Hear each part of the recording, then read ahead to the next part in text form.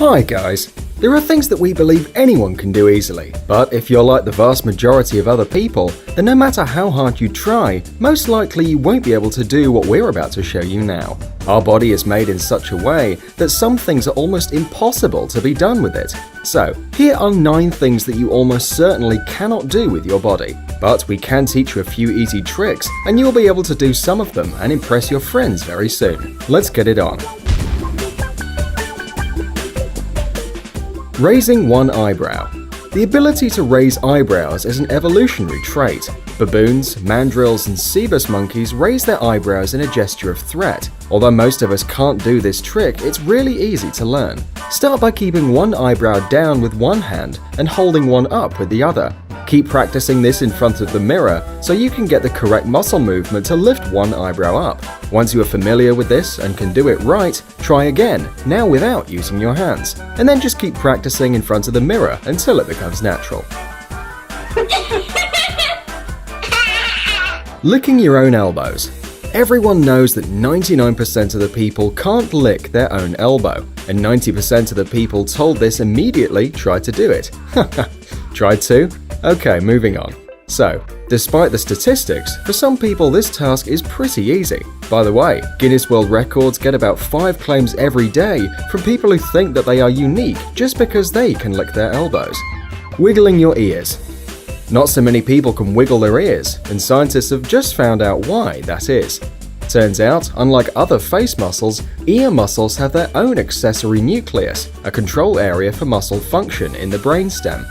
Compared to animals, especially bats and cats, this nucleus is rather small in humans. But if you're one of the lucky non-ear wiggling people, we can share with you some tips to help you train it. So, first you have to find the muscles responsible for it, like with the eyebrows. Then smile widely, and you will notice your ears lifting a bit. Also, you may clench your teeth to feel these muscles. Repeat these moves as often as possible in order to develop the right muscles, and soon you will be able to wiggle your ears. But be careful, because your smile is oh so beautiful, and if you try too hard, you may hurt your teeth.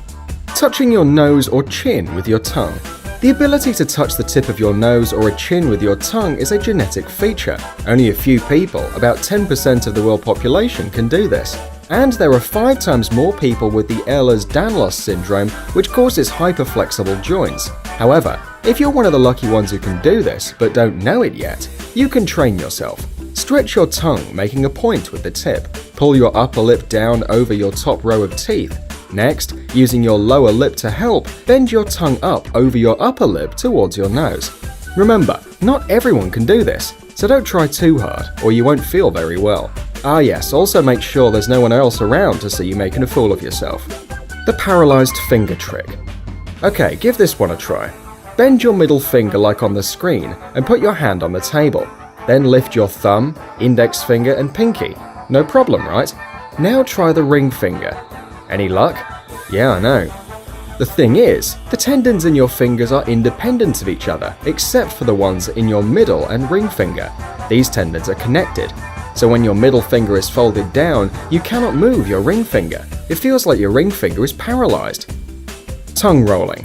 There was a theory claiming that the ability to tongue roll is a genetic one, and as such determined by having a dominant gene. This trick was often a kind of test to discover dominant and recessive genes. However, recent investigations concluded that both genetic and environmental factors play a role in tongue rolling. So, what about you? Made it? Are you a dominant? Tickling yourself. We all have a ticklish spot or two, which are never a secret for our nasty friends. But alas, you can't tickle yourself, and scientists actually know why. The answer is that the cerebellum, which is involved in monitoring movements, can predict sensations when your own movement causes them, and this prediction is used to cancel the response of other brain areas to the auto-tickle. Yeah, what a shame. Leg trick. Think you can multitask? Try this. While sitting on a chair, lift your right foot off the floor and start making clockwise circles. Then while doing that, draw the number 6 with your right hand. And then guess what? Your foot will change direction. You can also try to move your right leg in anti-clockwise circles and simultaneously draw the number 8 with your right hand. Funny, right? Suffocating by holding your breath.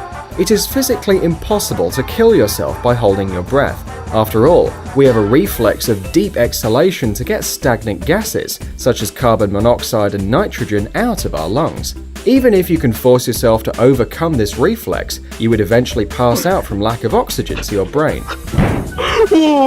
After passing out, you would begin breathing as normal, and soon you'll wake up again. As you see, it can be pretty dangerous, so please don't try it at home, just trust our words. And in the end, we wanted you to put your tongue back into your mouth, stop wiggling your ears, and for sure not try to suffocate yourself. But just like this video and subscribe to our channel. And this is all for today. See you soon.